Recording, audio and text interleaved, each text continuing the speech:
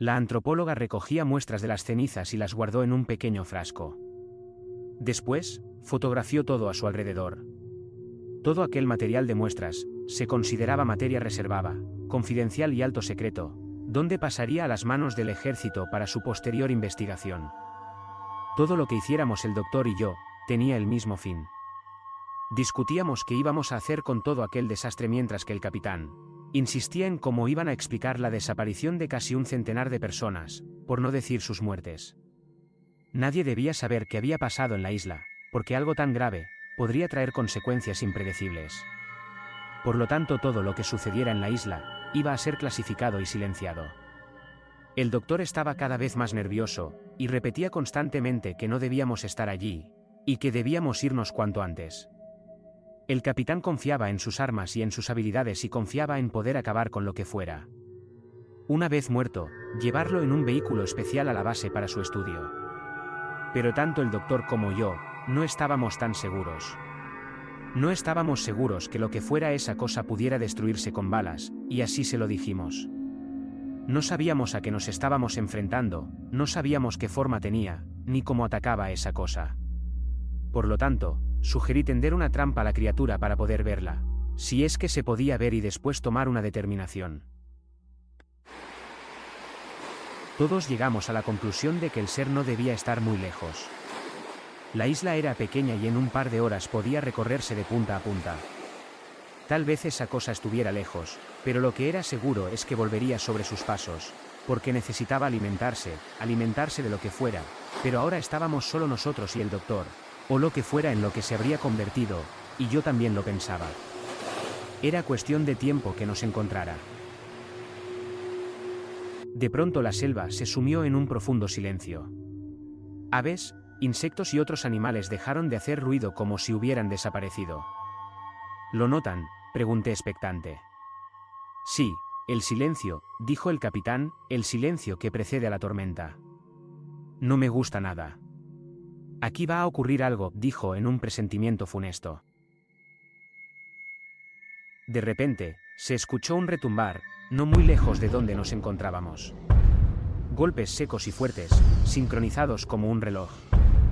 «¿Oyen eso?», dijo el capitán mandando callar a sus subordinados con un siseo. «Ya viene, tenemos que irnos», dijo el doctor asustado, que aún mantenía la hipótesis de que aquella cosa era en realidad el doctor Bannon. «No sabemos si», dijo la antropóloga. Pero se vio interrumpida por el sonido de las pisadas. Pero las pisadas se hacían cada vez más sonoras y ellos estaban en mitad del poblado. Las pisadas, a medida que se oían más fuerte, se movían más rápido, como un depredador que había olido a su presa. «No tenemos tiempo para huir, esa cosa se mueve muy rápido, nos va a alcanzar.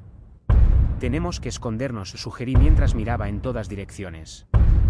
«No, ahí no», le dije a María Cortés, que intentaba esconderse en una de las cabañas que no habían sido muy dañadas. «Lo que sea la encontrará como hicieron con los pobres aldeanos. Tenemos que buscar otro sitio. Súbanse a los árboles, todo lo alto que puedan y ni se les ocurra respirar», dijo el capitán mirando hacia la selva preparando apresuradamente su arma. A decir verdad, no estaba muy seguro que aquella idea fuera a salvarnos de ese ser, pero no teníamos tiempo para pensar, ni tampoco para huir. «¿Y usted qué va a hacer?», le dije yo, aunque me esperaba una posible respuesta. «Yo y mis chicos intentaremos detener a esa cosa, para eso nos han contratado», respondió como si fuera algo habitual en su oficio. «Confío en esto», dijo enseñando su fusil bullpup, «y en poder acabar con ella. Hagan lo que les digo, escóndanse ya». Yo me subí a un árbol que tenía bastante ramaje, todo lo mejor que pude, hasta casi llegar a lo alto. Bajé un poco por temor a caerme, pues el extremo del árbol era delgado y se bamboleaba con mi peso, y desde allí arriba, a unos 6 metros del suelo, pudiendo tener una panorámica total del poblado por un resquicio del ramaje. El doctor se había subido a una palmera, a decir verdad no muy alta, e intentó encaramarse en la copa. En parte debido a su edad, subió con bastante dificultad y estaba realmente incómodo allí arriba. Ciertamente temí por él porque en ningún momento le vi seguro. Desde donde estaba una persona alta con el brazo estirado podría cogerle de una pierna sin problema. Le insistí en que subiera más, pero tuvo la desdicha de haber elegido un árbol no muy alto. La antropóloga, en cambio, una chica joven y atlética de 24 años, no tuvo problema alguno en encaramarse en lo alto de un cocotero que podría tener perfectamente 10 metros de altura y que invitaba al vértigo. Era sorprendente cómo había podido trepar por aquel árbol hasta quedarse en lo alto, abrazada justo en el ángulo donde se doblaba en una posición bastante segura. Ambos nos observábamos y nos hicimos gestos con la mano de que todo estaba bien. Las pisadas eran fuertes, poderosas, y su sonido no se parecía al que podían producir elefantes o rinocerontes, parecían más pequeñas explosiones que pisadas. No tuve duda alguna de que nos enfrentábamos a algo que no era un animal, pero ¿qué podía ser? La selva se removió e hicieron acto de presencia las huellas en dirección a la hoguera, que aún humeaba. Los soldados estaban parapetados en la jungla y habían diseñado una estrategia de emboscada. 2 a la derecha y otros 2 soldados a la izquierda y en el centro, el capitán con una pierna arrodillada, con su arma preparada y apuntando a lo que viniera. Las enormes huellas aparecieron y todos pudieron ver cómo se aproximaban al capitán. «¿Pero qué coño?», dijo el capitán incrédulo. Bajó el arma para ver mejor aquellas pisadas que en menos de un minuto iban a pasarle por encima. No podía dar crédito a lo que veía, o más bien habría que decir a lo que no veía. Unas huellas se producían en el suelo con un sonido casi metálico, como impresas por un matasellos gigantesco, dejando una marca redonda, negra, y una voluta de humo a cada paso. Pero no había nada que las produjera, lo que fuera que las producía era invisible. El capitán volvió a la realidad y gritó repetidamente: «¡Fuego, fuego!». El sonido ensordecedor de los disparos invadió el silencio mortal de la selva. Los soldados salieron de sus escondites y se aproximaron a las pisadas en un intento de cercarla como una tenaza. Las balas volaban hacia las huellas. Las huellas se detuvieron a escasos metros del capitán, pero para sorpresa de todos, las balas atravesaban a lo que fuera que las producía, para perderse en dirección a ninguna parte. No había sangre, ni gritos de dolor, nada. Las balas no podían acabar con algo que era invisible. El capitán descargó toda su munición lanzando una maldición preso de la desesperación. Por primera vez en su vida se veía impotente y vulnerable. Tenía un fusil capaz de partir en 2 a un hombre y no había hecho mella en aquel ser. Pronto comprendió que allí no podía hacer nada con las armas de las que disponían.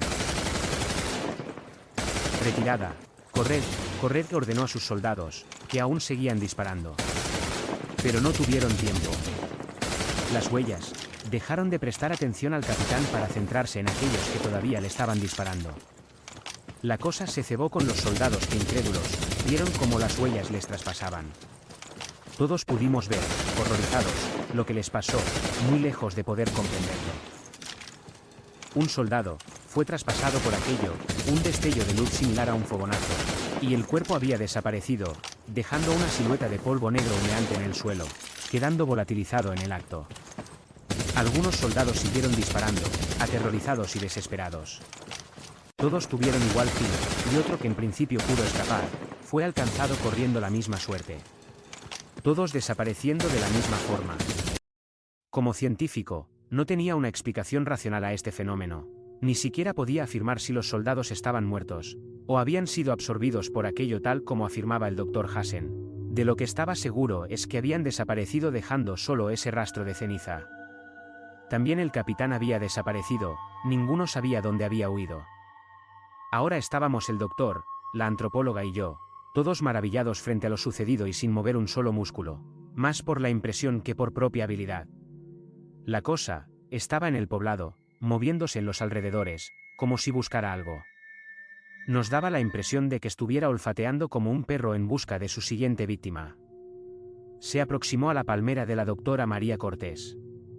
En un gesto le rogué porque no moviera ni un músculo, pero sobró mi consejo.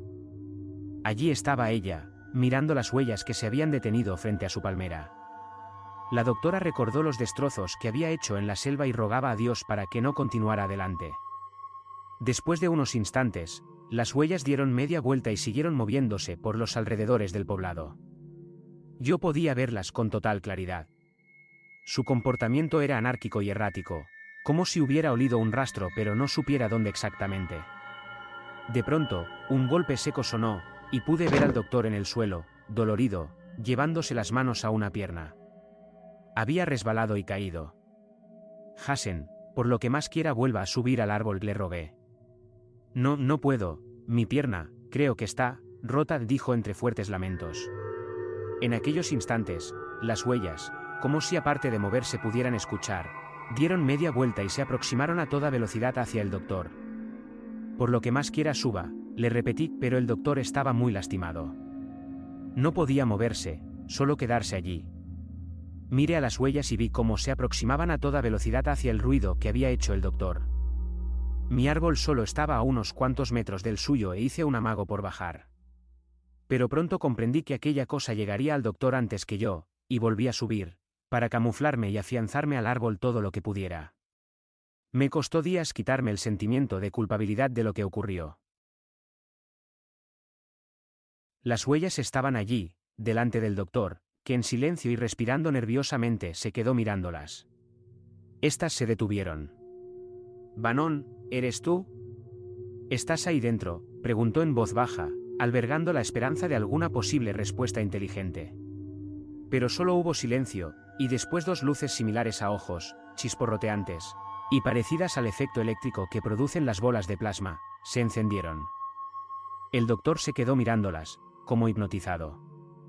Después las huellas avanzaron, un fogonazo en medio de un chisporreteo y el doctor desapareció como habían hecho los soldados, derribando el árbol donde estaba apoyado, y que afortunadamente no cayó en dirección al mío. Di gracias al cielo a que las huellas continuaran hacia la selva, perdiéndose por ella, y yo, de estar solo a 6 metros de altura. Ya habíamos visto todos los que quedábamos del equipo a aquella criatura, o lo que era capaz de hacer. No podía ser matada con balas, ni atraparse con una red. Era energía y teníamos que pensar en capturarla o vencerla de otra manera. La única ventaja que teníamos frente a ella, es que hacía mucho ruido y se la oía venir desde lejos, lo cual nos daba cierta ventaja. Como un alivio, vimos también que los árboles funcionaban, al menos hasta ahora, donde la joven antropóloga y yo habíamos podido salvar la vida. Con inmensa alegría, una voz grave nos habló y supuso una alegría para nosotros.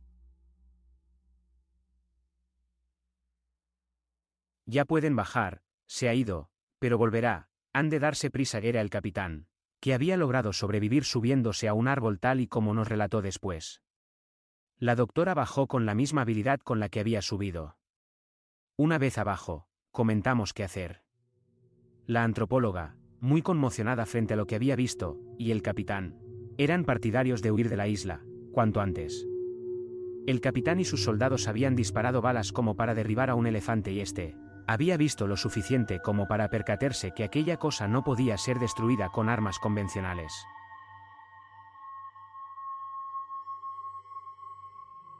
Instaba a llamar a los altos mandos militares de la base para que se ocuparan del asunto. Sugirió incluso bombardear la isla con helicópteros y arrasarla de arriba a abajo, incluso con un arma nuclear de baja intensidad. Teniendo en cuenta que aquello se alimentaba de energía, no sabía hasta dónde podían llegar las consecuencias, ni si sería una buena idea. Puesto que teníamos que resistir 2 horas hasta que vinieran a por nosotros, decidimos volver a las instalaciones y permanecer en el hangar con todo el equipo, y desde allí, llamar al helicóptero de rescate. Nos pareció más seguro estar en un lugar ya arrasado por aquella cosa.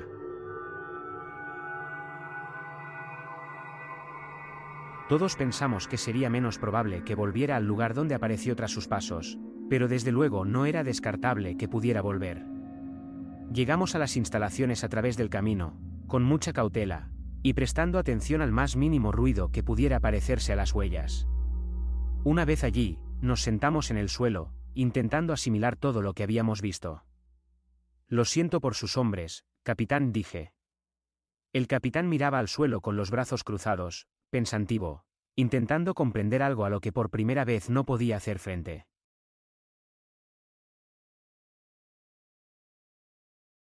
«Gracias», dijo gravemente, «pero forma parte de nuestro trabajo.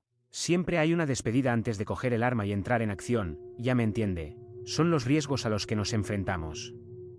«Nunca había visto nada igual», dijo mientras dejaba su fusil apoyado en la pared. Algo le decía que no iba a servirle de nada en la isla. La doctora, en cambio, Estaba sentada en el suelo con los brazos entre las rodillas, demasiado consternada para poder llorar, y se repetía a sí misma: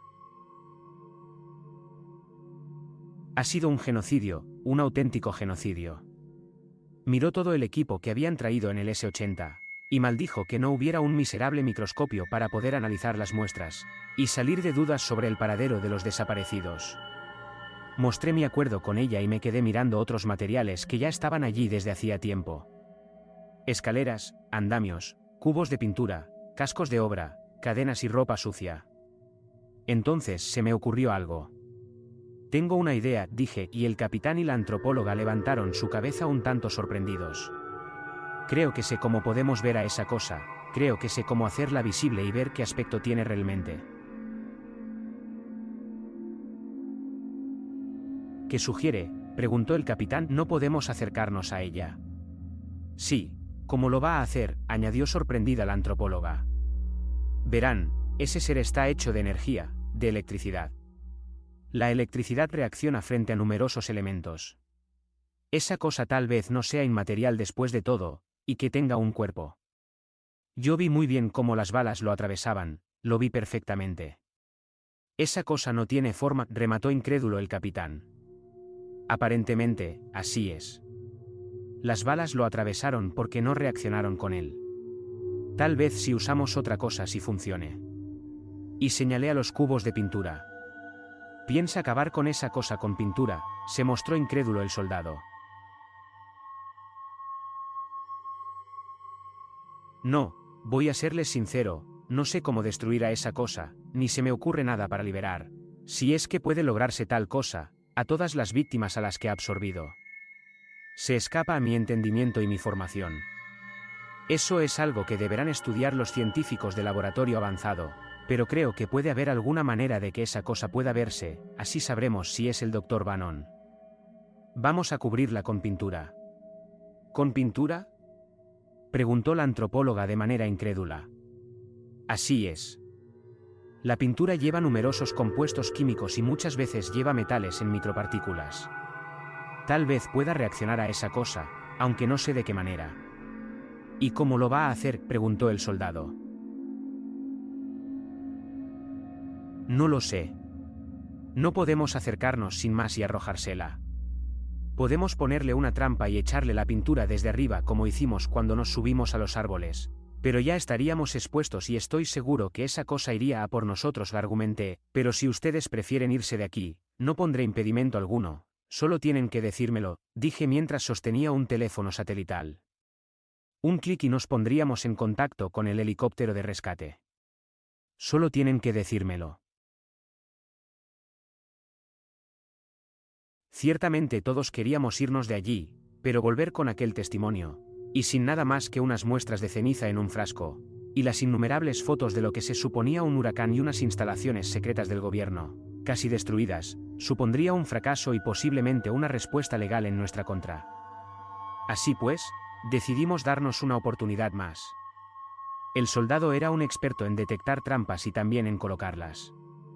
Así había sido cuando era soldado en Afganistán y exploraba las cuevas en las montañas de Kandahar, donde se escondían los talibanes y ponían todo tipo de trampas a cual más ingeniosa. Creo que sé cómo. Observen. Cogeremos la pintura y se la tiraremos desde arriba, en eso. Y señaló con un dedo a los jetpacks que habían traído en el helicóptero. ¿Los jetpacks?, pregunté con sorpresa. Exacto. Pondremos una trampa a esa cosa. Usted dice que se alimenta de energía. Pues bien. Cogeremos uno de los generadores portátiles de luz que trajimos con nosotros. Buscaremos un foco en el almacén, tiene que haberlos, y lo conectaremos a la corriente del generador. Esa cosa lo olfateará como un perro y vendrá a comérselo. Entonces nosotros estaremos esperándolo desde arriba, cuando lo tengamos a tiro, arrojaremos la pintura y veremos si su teoría es correcta. Pero, dije yo, no tengo ni idea de cómo funciona un jetpack. Yo tampoco, añadió la doctora, que en su cara se reflejaba lo inverosímil de la propuesta. No es difícil, en realidad, es más fácil de lo que ustedes piensan. Es, Como un juguete para adultos, sonrió el capitán. Solo hay que tener en cuenta un par de cosas. En realidad es más difícil montar en moto que en estos aparatos. Y estos son de última generación. Me sorprende que estén aquí. Si querían explorar la isla, con los drones habrían tenido suficiente. Vamos, no hay tiempo que perder. El capitán cogió uno de ellos y se lo anudó como una mochila, atando los innumerables correajes que llevaba el aparato. Nos explicó cómo manejarlo. En realidad era muy sencillo, ya que el aparato solo tenía el botón de encendido, un barómetro, dos mandos situados uno a cada lado para dirigirlo, otro botón para expulsar presión y despegar, y algunos parámetros más. Lo único complicado era que había que manejarlo con mucha suavidad, como los pedales de un vehículo nuevo, a lo cual costaba acostumbrarse al principio. Me pareció sorprendente poder manejar un cacharro de esos y me pareció más sorprendente poder volar con él, aunque me hubiera elevado solo a 2 metros de altura. Era una sensación extraña, placentera y emocionante a la vez. La antropóloga María Cortés comprendió enseguida el manejo del aparato, el cual parecía disfrutar como una niña. Esto es genial, debería tener uno para mí, dijo desde lo alto. Puede hacerlo, puede comprarse uno en eBay por $4.000, le respondió el capitán con una sonrisa. Sabíamos que el ser tenía ojos, 2 bolas luminosas de color violáceo parecidas a las bolas de plasma que se pueden ver en las ferias científicas, con las que juega la gente apuntando con el dedo. Pero no sabíamos si tenía orejas, aunque en el poblado nos había quedado claro que perfectamente, de alguna manera, podía oír, y todo el escándalo que estábamos montando sobre la pista de aterrizaje, sabíamos que atraería a la criatura tarde o temprano, posiblemente más temprano en una isla tan pequeña. Sabíamos que en menos de 2 horas, aparecería. Todo formaba parte del plan. En medio de la enorme H del helipuerto, habíamos colocado un generador conectado a un foco de luz que iluminaba en dirección a la selva, aunque todavía quedaban muchas horas de sol. El helipuerto estaba sobre una planicie, así que esta vez, aparte de oír a la criatura, tendríamos tiempo suficiente para ver cómo se acercaba. Habíamos acordado que después de descubrir a la criatura y fotografiarla, llamaríamos sin perder más tiempo al helicóptero de rescate, porque poco más podíamos hacer allí. La maldita cosa tardó en aparecer más de lo previsto. Toda la selva cayó al mismo tiempo y el sonido de aves y alimañas se vio sustituido por otro más consistente, unos sonidos secos y fuertes, consistentes y sincronizados que marcaban un implacable ritmo, pausado pero firme. Ya viene, dijo el capitán, vamos, asegurémonos de que todo está en orden. La doctora había colocado en postes, estratégicamente, cámaras espía que estaban grabando absolutamente todo, desde varios ángulos. Por otra parte, nosotros mismos nos llevamos cada uno una bolsa de pintura blanca, que debíamos arrojar al monstruo desde el aire. También una cámara de alta resolución para fotografiar todo aquello después. Y por supuesto, el teléfono satelital, que yo guardaba como una reliquia en uno de mis bolsillos para llamar inmediatamente a la base y que nos sacara de la isla. Había sugerido llamar con antelación, porque el helicóptero de Ristad tardaría 2 horas y teníamos que pensar qué hacer con esas 2 horas en compañía de aquel ser. Si las cosas iban bien, tendríamos las pruebas y vendrían a nuestro rescate poco después. Pero resultaba impredecible lo que podía suceder, y el capitán sugirió no llamar al helicóptero, no fuera que el ser no se presentase o se presentase con el helicóptero en el helipuerto con la más que segura posibilidad que acabara destruido, y nosotros allí, atrapados hasta saber cuándo. Por lo tanto decidimos arriesgarnos, una vez más, y quedarnos solos con la cosa. Ciertamente no habíamos pensado muy bien qué hacer después de fotografiar y recoger las pruebas. La antropóloga sugirió ir al otro extremo de la isla y hacer la llamada desde allí. Suerte, dijo el capitán. Vamos. Las pisadas ya estaban muy cerca y podíamos ver la vegetación agitarse. Era obvio que habían olido nuestra señal y se sentían atraídas igual que un pez a un cebo. Pensé que si el ser se alimentaba de energía, ¿qué pasaría con él una vez que ya no le quedara más por consumir? ¿Desaparecería en una implosión y moriría? Por desgracia, aunque era algo que me hubiera gustado investigar, Iba a ser algo que les tocara a otros científicos de más alto rango que el mío. Podía decirse que aquello, que debía haber sido algo lógico y razonable para un científico como yo, había resultado no serlo, por lo tanto mi labor en la isla iba a concluir pronto, al igual que la de mis compañeros, los cuales serían advertidos y silenciados, probablemente, bajo serias amenazas para que callaran todo lo que habían visto. El ser apareció por el camino que subía hacia el hangar. Justo en la mitad de la H, habíamos puesto la trampa y detrás, nosotros, expectantes a que llegara la cosa. Las huellas se aproximaron, y aumentaron el paso.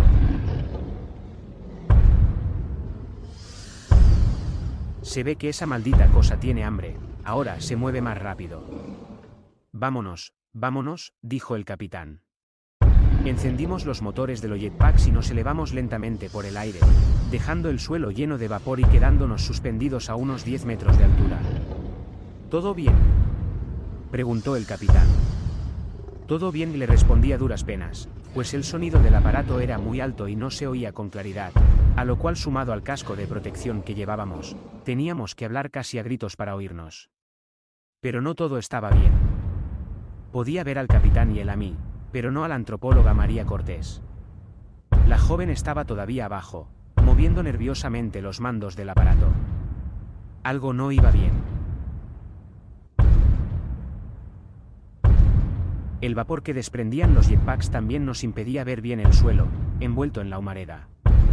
La cosa se aproximaba, no sabíamos si iría primero a por el foco de luz, o a por la joven, pero estábamos seguros que no escaparían ninguno de los dos.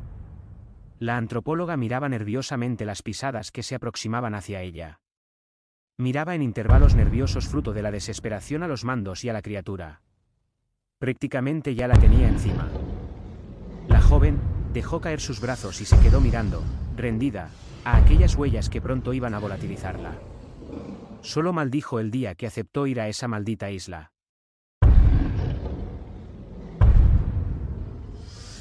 Sin embargo, aparecieron unas manos que la agarraron por debajo del brazo. La joven se elevó justo en el momento en que las huellas absorbían la energía del foco, a través de un rayo de energía. Este explotó y algunos de los cristales salpicaron en la cara de la joven, que observó con alivio cómo se elevaba rápidamente gracias a unas manos que la sujetaban de los brazos. A un lado se encontraba el capitán y al otro yo. «No me dejen caer, se lo suplico», exclamó la joven una vez que estábamos en lo alto. «No se preocupe, señorita Cortés, no caerá», dijo el capitán con una sonrisa que definía una férrea seguridad. «¿Qué ha ocurrido?» «Ha faltado muy poco. Nos ha dado un buen susto». «No lo sé, no funciona», respondió la joven. «Debajo del mando derecho, hay una palanca, súbala hacia arriba. Es un dispositivo de seguridad. Seguramente esté desconectado». Efectivamente, el dispositivo de seguridad estaba desconectado, y la antropóloga se sintió como una estúpida. Se le había olvidado conectarlo de nuevo tras terminar de probarlo. «No se preocupe, estas cosas ocurren, son más habituales de lo que cree», dijo el capitán. «Pero ha tenido mucha suerte, señorita Cortés. Active el jetpack, nosotros la seguiremos sujetando por si acaso. La soltaremos cuando esté en movimiento». La antropóloga encendió su aparato y este se bamboleó un poco hasta estabilizarse y mantenerse al mismo nivel que sus compañeros. «¿Esa cosa sigue abajo?», pregunté, pues la humareda del jetpack de la antropóloga lo había enturbiado todo. El capitán, desde una posición más visible, afirmó. «Sí, el muy cabrón sigue abajo, mirando hacia aquí arriba. Hemos hecho mucho ruido. Tiren la pintura», les grité. Las bolsas de pintura cayeron y golpearon a la cosa. Un enorme chisporreteo y algo parecido a lo que pudimos interpretar como un gruñido fue lo que oímos. Decidimos separarnos un poco más, rodeando a la criatura, para esparcir la humareda y ver mejor qué era realmente aquel ser. La pintura de alguna manera había calado en la criatura y se había adherido. Mi teoría había resultado un éxito. Por fin podíamos ver el verdadero aspecto de aquella cosa, a la cual seguiré llamándola así, porque describirla suponía un reto a la imaginación. «Cielo santo, ¿eso qué es?», afirmó más que preguntó el capitán, incrédulo. «¡Qué cosa más horrible!», exclamó la antropóloga, estremecida ante lo que había estado a punto de devorarla. Lo que se nos reveló debajo de nosotros fue una criatura sin explicación. Podría decir que lo más parecido a aquello era una medusa. Una especie de masa, manchada de pintura, se retorcía en sí misma como si la hubieran herido. Estaba seguro que no le había gustado lo que habíamos hecho, y estaba furiosa. Dos bolas luminosas eran los ojos y chisporreteaban en multitud de rayos púrpura mientras nos miraba desde abajo. Lo más horripilante de todo era que tenía una especie de boca gigantesca, que abarcaba casi la mitad de su cuerpo, que abría y cerraba, en espantosas muecas. Se movía deslizándose como un caracol, solo que más rápido, y no acertábamos a comprender cómo podía dejar huellas, pues no tenía patas, solo una masa viscosa que se movía. La cosa estaba debajo sin intención alguna de moverse. Estaba esperando a que nuestros equipos fallasen o que bajáramos, pero obviamente no íbamos a hacerlo. Fotografiamos a la criatura todo lo que pudimos y nos llevamos las cámaras que habíamos instalado en lo alto, sujetas a unos postes.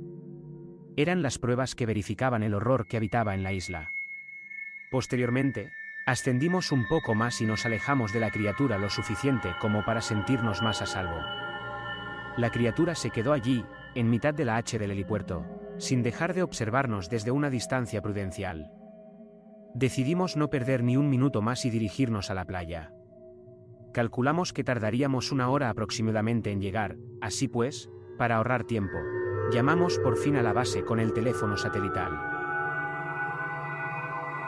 Con una señal era suficiente como para dar el aviso de que tenían que venir a rescatarnos.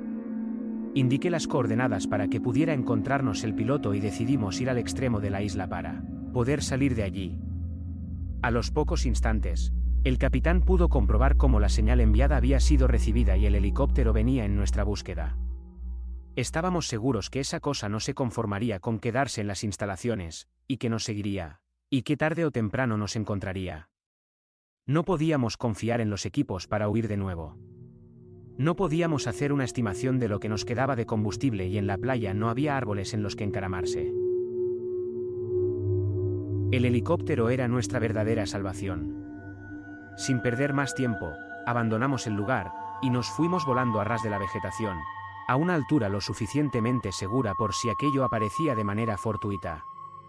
Tomábamos fotos de todo lo que podíamos. Del enorme destrozo de la selva, surcada por numerosos caminos que había hecho la criatura, del poblado y sus desgraciados habitantes. No nos detuvimos en ningún momento, no había tiempo que perder. Cuando llegamos a la playa, descendimos y apagamos los equipos. El sonido de la brisa fresca y las olas del mar eran un auténtico bálsamo de tranquilidad. Podíamos respirar algo más tranquilos, pero ¿hasta cuándo? El helicóptero debería estar aquí en menos de 1 hora, comenté. Nos iremos muy rápido, descuide, que apuntó el capitán. La antropóloga María Cortés miraba la selva que se cernía al final de la playa, por donde la cosa tendría que venir, si esta vez venía. Con un poco de suerte, se entretendrá con lo que queda de las instalaciones. Esta cosa estaba realmente furiosa, no le gustó que la pintasen. ¿Qué haremos si viene? Aquí ya no hay ningún lugar a donde huir, dijo mirando a sus alrededores. Se me ocurre, dije sin ningún fundamento, meternos en el mar y rezar para que esa cosa no sepa nadar. El combustible del jetpack está casi agotado, no podemos confiar mucho de ellos, dijo el capitán mirando el medidor de combustible. Allí permanecimos, sentados en la playa, descansando lo que podíamos. Ciertamente estábamos agotados, deseando ver al S-80 cuanto antes. Empezaba a caer la tarde y pronto sería de noche. No sabíamos si el monstruo dormía, pero tampoco queríamos comprobarlo. Si se hacía de noche, íbamos a tener serios problemas. Llevamos más de 50 minutos, y no aparece. Aparece, maldito, masculló el capitán. Y justo en ese momento, apareció.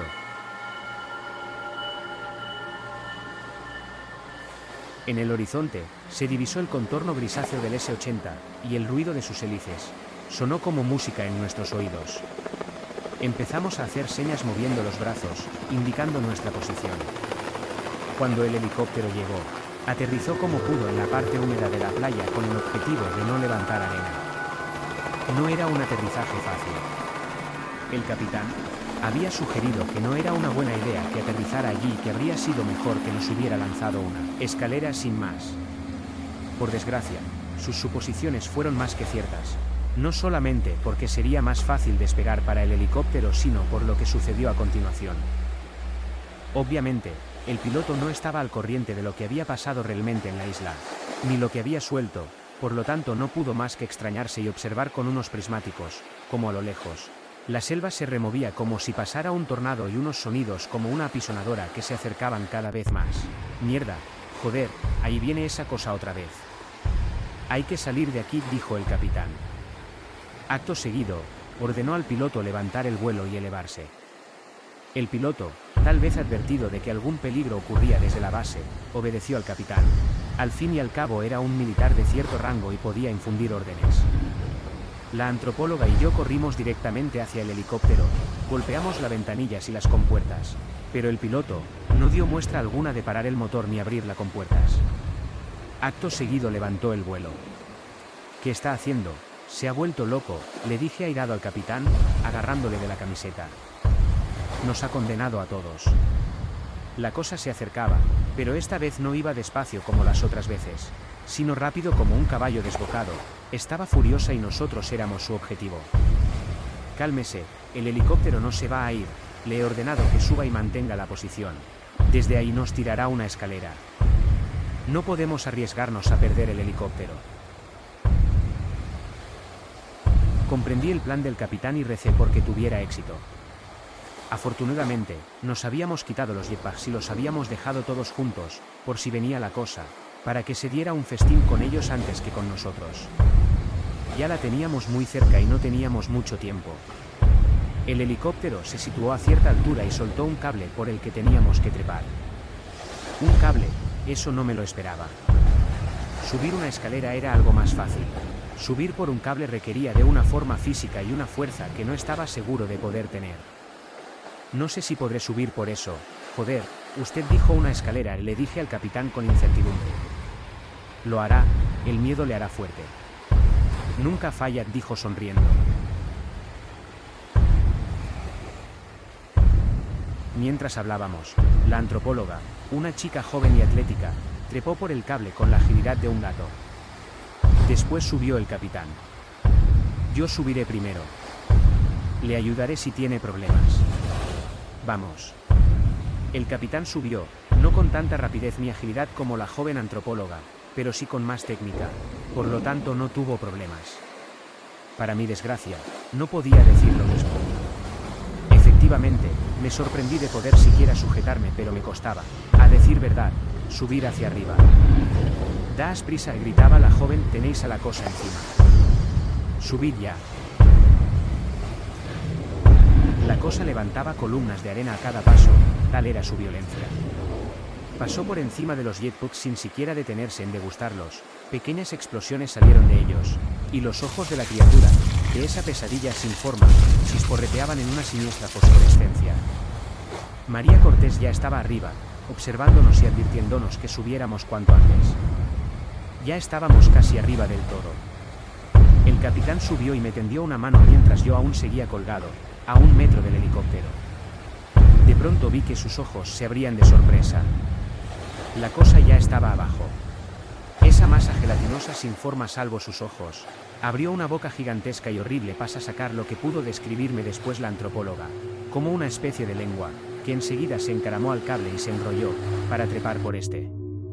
No haga pregunta alguna y suba todo lo rápido que pueda, deprisa, dijo el capitán. Finalmente y gracias a la ayuda del brazo del capitán subí al helicóptero jadeando como un perro. Suelte el cable, Cortés, dijo el capitán. La antropóloga desató el cable y lo arrojó al vacío justo cuando la lengua de la cosa estuvo a punto de entrar en el helicóptero, a escasos palmos del borde. Vimos cómo la criatura enrollaba la lengua y abría la boca en lo que parecía un extraño rugido de furia, con un sonido indescriptible y chirriante como el de una puerta amplificado y distorsionado hasta el extremo. El helicóptero se alejó de la playa y allí contemplamos a esa cosa observándonos fijamente, sin moverse, como retándonos a volver. Afortunadamente no podía cruzar el mar. Todo un alivio. Después de hablar con el piloto unos minutos, el capitán volvió. La antropóloga y yo estábamos en los asientos de atrás. La joven se había dormido con el agotamiento reflejado en su rostro, apoyando la cabeza en uno de mis hombros mientras yo no estaría mucho más tiempo despierto. ¿Qué va a pasar ahora?, le dije tras ver cómo se acomodaba en el asiento de enfrente, dispuesto a dormir también. No lo sé. Es probable que venga una unidad científica y militar de élite para encargarse de este asunto, aunque si le digo la verdad, no sé cómo lo van a hacer. Yo soy esa élite militar y mire, dijo impotente, personalmente volaría la isla entera y la haría pedazos. ¿Se imagina si esa cosa llega a tierra firme, llega a una ciudad? Esa sería la solución fácil, pero también la mejor, dijo haciendo gestos con las manos simulando una explosión. Nadie se enteraría aunque tiraras la bomba del zar, remató. Pero, si esa cosa se alimenta de energía, ¿qué podría ocurrir si se libera energía nuclear de una explosión? El militar se estremeció al pensarlo. Alguien tendrá que ocuparse de los experimentos del Dr. Bannon y encontrar una solución. Lo que sí es seguro, es que declararán la isla alto secreto y la tendrán vigilada, porque lo que ha ocurrido aquí es terrible, ha muerto mucha gente, y nadie hablará de lo que ha sucedido. Eso al menos hasta que decidan cómo acabar con la criatura, remató el militar. Anocheció, y el capitán se quedó profundamente dormido, poco antes que yo, con el sueño ligero e inquieto al pensar que esa cosa errante que casi había acabado con nuestras vidas, aún seguía en la isla.